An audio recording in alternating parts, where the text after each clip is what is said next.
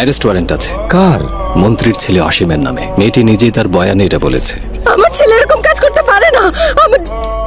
Sir, অসীম কোথায়? আমিও তাই জানতে চাই, আমার ছেলে কোথায়? আমার ছেলে তো 3 দিন ধরে বাড়িতে আসছে না। আমরা সবাই এটা নিয়ে টেনশন করছি, পাগল হয়ে গেছে। আর আমার লোকেরা পুরো শহর খুঁজে বেড়াচ্ছে, কিন্তু পাওয়া যাচ্ছে না। 40 বছরের রাজনৈতিক জীবনে প্রথমবারের মতো আমি কিছুই করতে পারছি না। তোমার সন্দেহের জায়গাটা একদম ঠিক আছে। রাজনীতিবিদ হিসাবে আমি অনেক মিথ্যা বলেছি, কিন্তু এটার সাথে এর কোনো সম্পর্ক নেই। 2 দিন আগে আমাকে মন্ত্রী জানিয়েছিলেন কাউকে কিছু না জানিয়েই আমি যেন ব্যক্তিগতভাবে ওনার ছেলেকে খুঁজে দিই। আনঅফিশিয়ালি বিষয়টা ডিল করছে। স্যার, আপনি ওকে এভাবে খুঁজে পাবেন না। কমপ্লেন করতে বলছো, আর তোমরা তখন প্রেস আর মিডিয়াকে তা জানাতে পারো, আর শহরের কোণে কোণে পোস্টার লাগিয়ে দেবে, তাই তো? যাই করো, আমার ছেলেকে চাই। স্যার, আপনি জানেন আমি ওকে পেলে কি করতে পারি? কি করতে পারবেন? অ্যারেস্ট করতে পারবে, আদালতে নিয়ে যাবে, জেলে নিয়ে যাবে। পুলিশ হিসেবে তুমি তোমার দায়িত্ব পালন করতে পারো, কিন্তু বাবা হিসেবে আমার যা করা দরকার আমি তাই করব। আপনার ছেলে হওয়ার থেকেও গুরুত্বপূর্ণ সে একটা কেসের প্রধান আসামি। তোমার ক্ষমতায় আমার পূর্ণ বিশ্বাস আছে। আমার ছেলেকে অ্যারেস্ট করো। গাড়ি থামাও তো।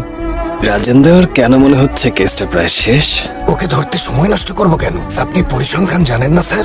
এটা গত সপ্তাহের একটা রিপোর্ট। গত 1 বছরে দেশে প্রতিদিন গড়ে 93টা কেস স্যার।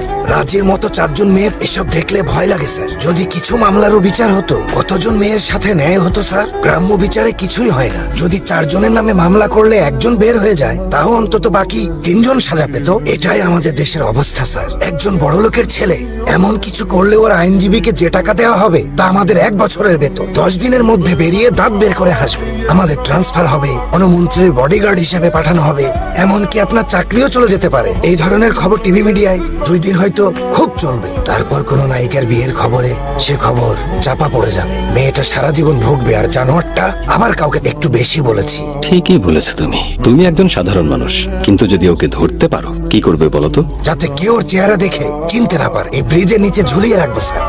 ব্রিজের নিচে দেখে আসো। যাও না, দেখো। আর ওর বাবাকেও ফোন করে এখানে আসতে বলো। Yes sir.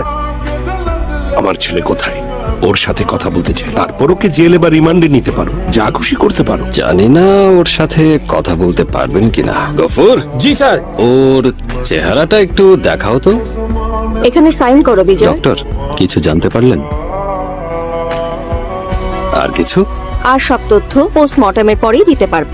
সরি স্যার, বুঝিনি আপনি আছেন। কি মনে হয় কে করেছে? জানি না স্যার। যে এটা করেছে। আপনার ছেলে কি তুলসী পাতা ছিল?